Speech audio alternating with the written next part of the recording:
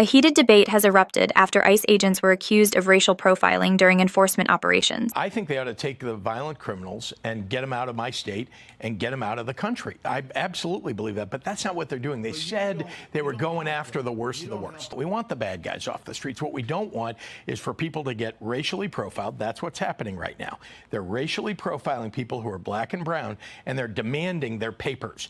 Are you a U.S. citizen? Prove it. I don't think Americans should have to do that.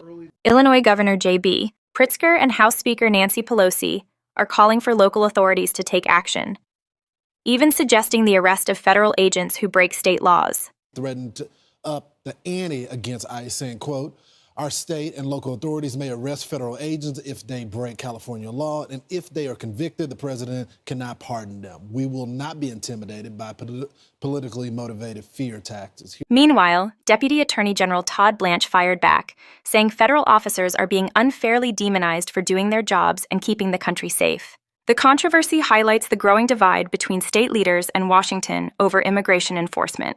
This is BuzzByteNow, real stories, real reactions. Don't forget to like, subscribe, and hit that bell for more updates. Deputy Attorney General, thanks so much for joining the program. Let's go specifically to Nancy Pelosi.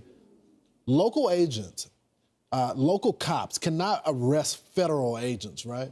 Of course they can. And what the Congresswoman did yesterday, what the governor of Illinois said yesterday, does nothing but harm this country. You cannot touch federal agents when they're doing their job. And that's something that they know. It's something that we reminded them of last night, because if you do, you're committing a crime. And the amazing thing about what happened is yesterday, President Trump announced and formally launched the Homeland Security Task Force. This is, in our modern history, the single largest effort by law enforcement to combat narco-terrorists and to get the scourge and the drug dealers out of this country. In just 60 days, we've arrested over 3,200 drug dealers and either gotten them out of this country or put them in jail. On that same day, you have Pelosi, you have other congresswomen, you have a congressman from New York, and you have the governor of Illinois not praising that, not thanking President Trump, but saying that federal law enforcement agents should be arrested. That's the best example of the difference between what this administration is doing